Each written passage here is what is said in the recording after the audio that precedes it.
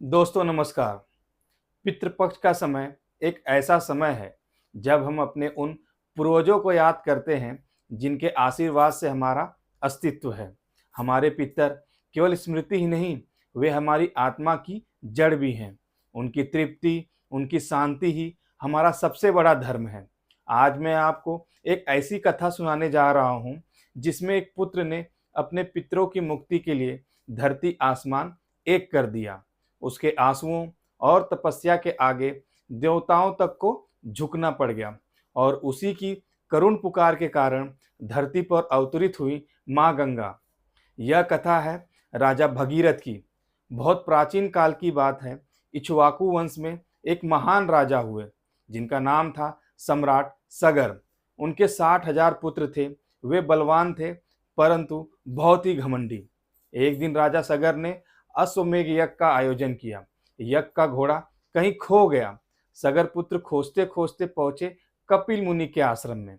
वहां उन्होंने देखा कि घोड़ा वहां पर है, लेकिन उन्होंने बिना सोचे समझे वहां पर ऋषि पर ही चोरी का आरोप लगा दिया।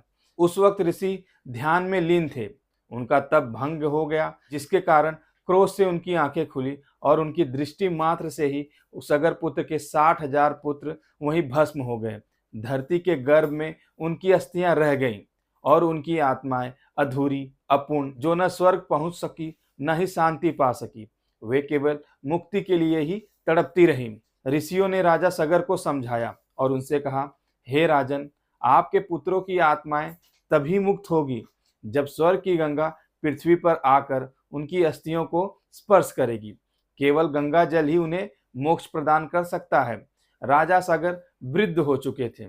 उन्होंने यह दायित्व अपने पौत्र अंशुमन को दिया। अंशुमन ने बहुत ही कठोर तप किया पर गंगा को पृथ्वी पर न ला सके। फिर अंशुमन के पुत्र दिलीप ने प्रयास किया। उन्होंने भी बहुत वर्षों तक तपस्या की पर सफलता उन्हें भी नहीं मिली।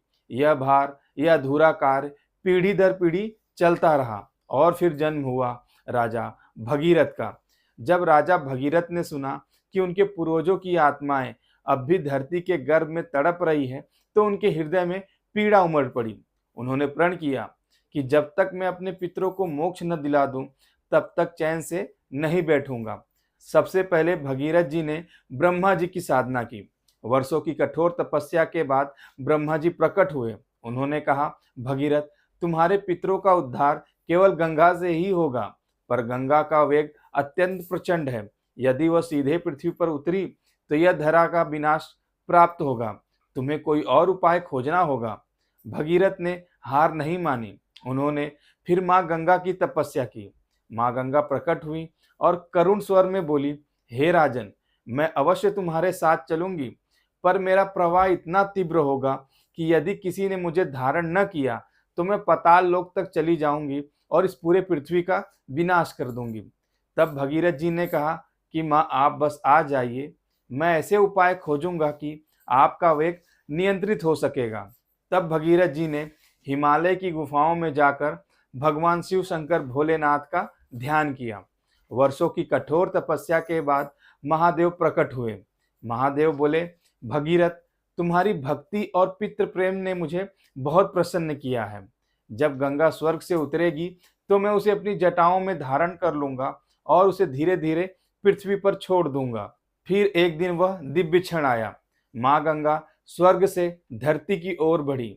उनका जल प्रवाह इतना प्रचंड था, यदि वह सीधे पृथ्वी पर गिरती तो धरती डूब जाती, परंतु महादेव ने अपनी विशाल जटाओं में उन्हें समेट लिया।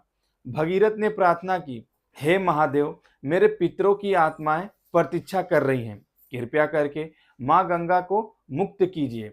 शिव ने करुण मुस्कान दी और अपनी जटाओं से माँ गंगा को धीरे धीरे मुक्त किया। अब गंगा की पावन धाराएं धरती पर प्रवाहित होने लगी। भगीरथ आगे आगे चल रहे थे और माँ गंगा उनके पीछे पीछे बहती रही। धरती आनंद से भर गई। वन, पर्वत, नदियां सभी पवित्र हो उठी। आखिरकार भगीरथ जी गंगा को लेकर पहुंचते हैं कपिल मुनि के आश्रम में। वहां पे उस धरती के गर्भ में सगर पुत्रों की अस्थियां जो पड़ी थी, जैसे ही गंगा का जल उन अस्थियों को स्पर्श करता है, 60,000 आत्माएं शुद्ध हो उठी। उनकी अधूरी यात्रा समाप्त हुई। वे मुक्त होकर स्वर्ग के लोक की ओर प्रस्थान कर गई। भगीरथ जी का संकल्प सफल हुआ। उनकी पितृभक्ति से असंभव काम भी संभव हो गया और इसी कारण आज भी गंगा को भगीरथी कहा जाता है। यही कारण है कि पितृपक्ष में गंगा स्नान और गंगा जल से तर्पण का बहुत महत्व है। माना जाता है कि गंगा का जल पितरों की आत्माओं को तृप्त करता है और उन्हें मोक्ष प्रदान करता है। राजा भगीरथ की यह कथा हमें यह सिखाती है कि पितरों के प्रति करुणा, कर्तव्य और भक्ति ही जीवन का सबसे बड़ा धर्म है। जो अपने पितरों को तर्पण करता है, उन्हें स्मरण करता है, उसके जीवन में सुख, शांति और समृद्धि का वास होता है। उम्मीद करता हूँ आपको यह जानकारी पसंद आई होगी। ऐसी ही जानकारी के साथ फिर आपसे मुलाकात होगी। तब तक के लिए बहुत बहुत धन्यवाद।